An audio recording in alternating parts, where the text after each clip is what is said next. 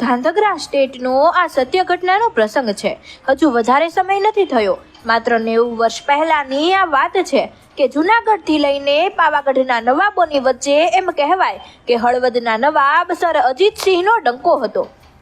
અરે ધાંધગરાનો કોઈ માણસ કદાચ ગાંડીગીરમાં નીકળે અને કોઈ લૂંટેરા કે બહારવટિયા આડા પડે અને એમ કહે ને કે હોય એ બધું કાઢી નાખો, ત્યારે પેલો માણસ એટલું કહે ને કે હોય એ આપી દેવાની અમારી તૈયારી છે, પણ ધાંધગરાના ગામડાના છીએ હો સાહેબ. ત્યારે એમ કહેવાય કે લૂંટેરા પણ એમ કહેતા કે ભૂલ થઈ ગઈ, પણ મહેરબાની કરીને તમે મહારાજ સાહેબને વાત ના કરતા.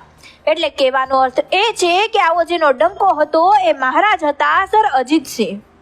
મિત્રો, તમે કલ્પના તો કરો કે જ્યાંના રાજા આવા હોય ત્યાં જેલ કેવી કડક હશે, અને એ જ જેલમાં નોકરી કરનારો એક માણસ, એક પોલીસ જેનું નામ હતું દેહળ. દેહળ ટાઈમ ટુ ટાઈમ નોકરી કરતા અને સાહેબ તે સમયે 1.5 રૂપિયો પગાર, માત્ર 1.5 રૂપિયા પગારમાં ઘર ચલાવવાનું, વ્યવહાર કરવાનો અને પછી ટાઈમ ટુ ટાઈમ નોકરી કરવાની. અત્યારની જેમ નહીં કે મજા આવે ત્યારે કામ કરવાનું, ટાઈમ ટુ ટાઈમ નોકરી કરવાની અને પાછો થોડો ઘણો સમય મળે ત્યારે ભગવાનનું ભજન. દેહળ એવા ભગત માણસ કે ખાવાનું ના મળે તો હાલે, પણ સાંજે ભજન ના થયું હોય તો ઓડકાર પણ ના આવે. એમાં એકવાર ઘટના એવી ઘટે છે કે દેહળ ભગત રાતના 9 વાગ્યે ઘરેથી નીકળે છે. એક ભાઈ સામા મળ્યા અને કીધું કે દેહળ જય દ્વારકાધીશ. જય દ્વારકાધીશ બાપા, કઈ બાજુ ચાલ્યો દેહળ?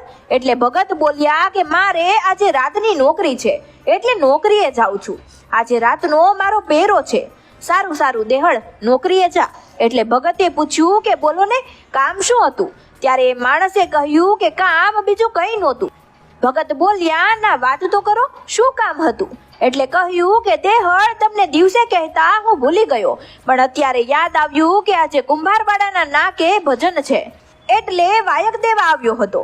દેહળ ભગત બોલ્યા કે વાયક લેતો નથી, કારણ કે વાયક લઈ લે તો એમને ભજનમાં જવું પડે. એટલે કીધું કે વાયક નથી લેતો કારણ કે મારે જેલમાં રાતનો પહેરો છે, પણ છતાં મારો દ્વારકાધીશ, મારો ઠાકર જે કરે એ ઠીક. આટલું કહીને દેહળ ભગત જેલ પર પહોંચે છે. આગળના પહેરેદારો છૂટા થાય છે અને દેહળ ભગત જવાબદારી સંભાળે છે. દેહળ ભગત સાથે બીજા 4 જણા પણ નોકરી પર હતા.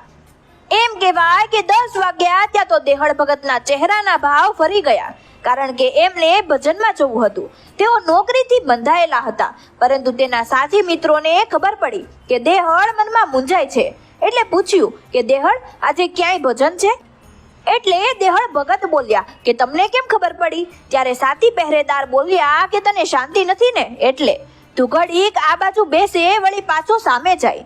દેહળ તને ચેન નથી પડતું એટલે પૂછું છું. તો કે હા, આજે ભજન છે. સાંભળજો હો. ત્યારે સાથી પહેરેદાર એટલું બોલ્યા કે દેહળ અમે તને કોઈ પણ હાલતમાં જોઈ શકીએ, પણ ભજન વગર નથી જોઈ શકતા. આજે જો કુંભારવાડાના નાકે ભજન હોય અને તું અહીંયા જેલ પર હોય, નોકરી પર હોય તો કેમ ચાલે?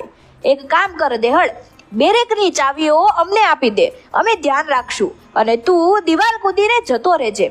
તારી જગ્યાએ આજ પહેરેદારી અમે કરશું, કેમ કે અમને ખબર છે કે આજે અહીંયા તારાથી રાત નહીં રહેવાય. કેમ કે અમને ખબર છે કે આજે અહીંયા તારાથી રાત નહીં જાય. દેહળને તો એટલું જ જોતું હતું. એમ કહેવાય કે રાતના 10:30 દેહળ કુંભારવાડાના નાકે જવા નીકળે છે અને 11 વાગે ભજનમાં બેસે છે. સાથી પહેરેદારે એમ કીધું હતું કે તું જા, એક ભજન ગાઈને આવતો રહેજે.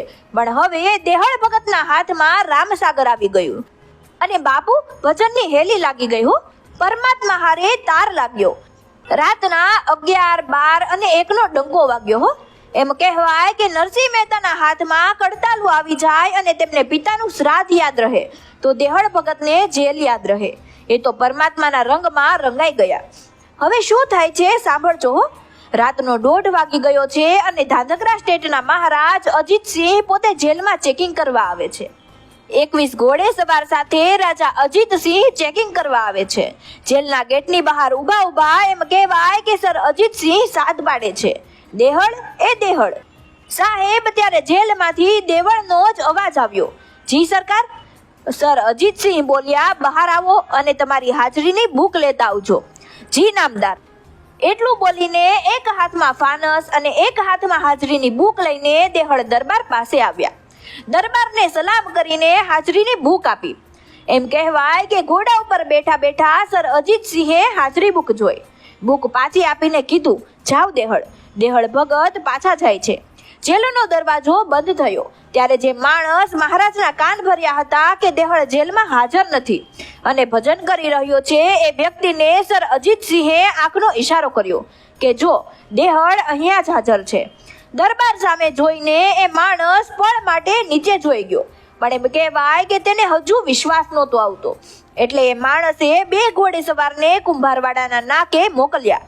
જઈને જોયું તો દેહળ રામસાગર લઈને ભજન કરે છે.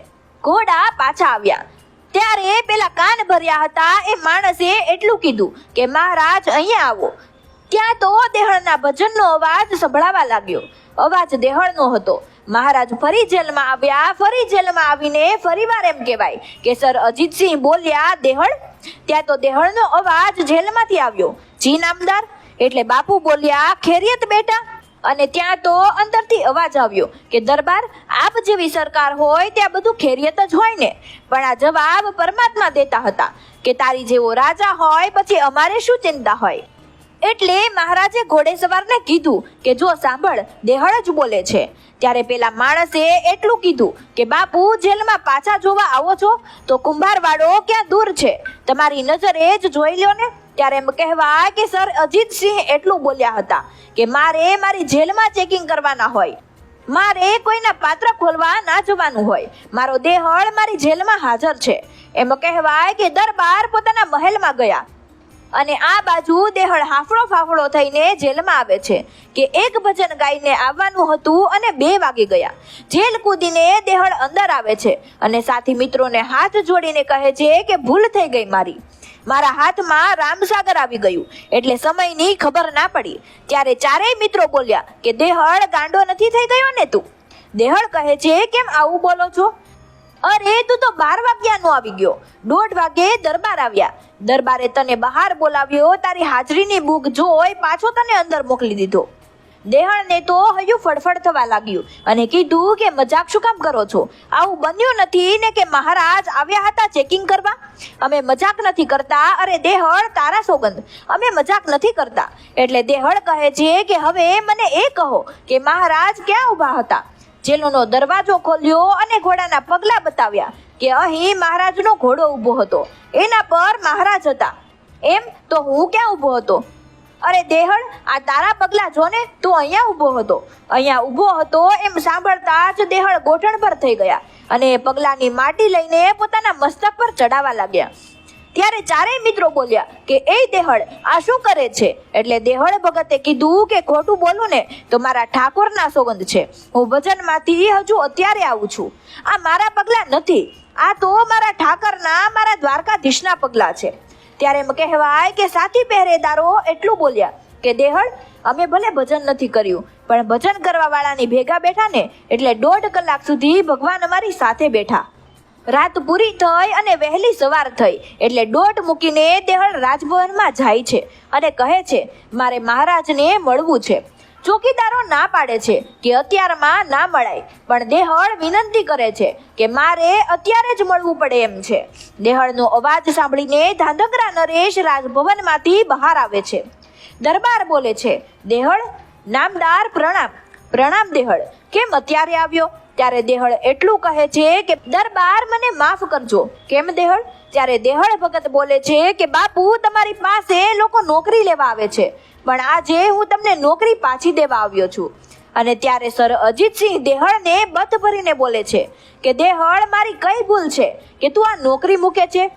મિત્રો વિચાર તો કરો કેવું દ્રશ્ય હશે. દેહળ કહે છે કે બાપુ તમારી થોડી કઈ ભૂલ હોય.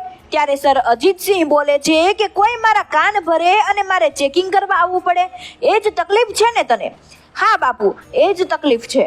ત્યારે મહારાજ બોલ્યા કે હું ચેક કરવા આવ્યો એમાં શું તકલીફ? ત્યારે દેહળ ભગત બોલ્યા કે બાપુ તમારે તો ખાલી મહેલેથી જ જેલે આવવું પડે પણ મારા કાળિયા ઠાકરને ચેક દ્વારકાથી ધક્કા થાય એનું મારે શું કરવું? અરે મારી આબરૂ માટે જો મારા દ્વારકાધીશ કડ ઉપર પટ્ટો બાંધીને દેહળ બનીને નોકરી કરતા હોય તો એ મારા પેટનો ખાડો નહીં બુરે? એમ કહેવાય કે દેહળ ત્યારે નોકરીમાંથી રાજીનામું આપીને નીકળી ગયા અને ધાંધકરા ખાણવીબાઈએ આવીને ધૂણી ધખાવી.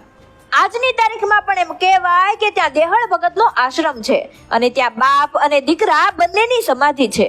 એટલે કહેવાનો અર્થ એ છે કે જો ભરોસો હોય તો ભગવાન પણ તમારા કામ કરવા આવે. અરે આવા તો અનેક બનાવ આપણા સૌરાષ્ટ્રમાં બન્યા છે. તો મિત્રો, વિડીયો વિશેનો તમારો અભિપ્રાય કોમેન્ટમાં જણાવો અને તમને અમારો વિડીયો પસંદ આવ્યો હોય તો વિડીયોને લાઈક કરો અને વધુમાં વધુ શેર કરો. ધન્યવાદ.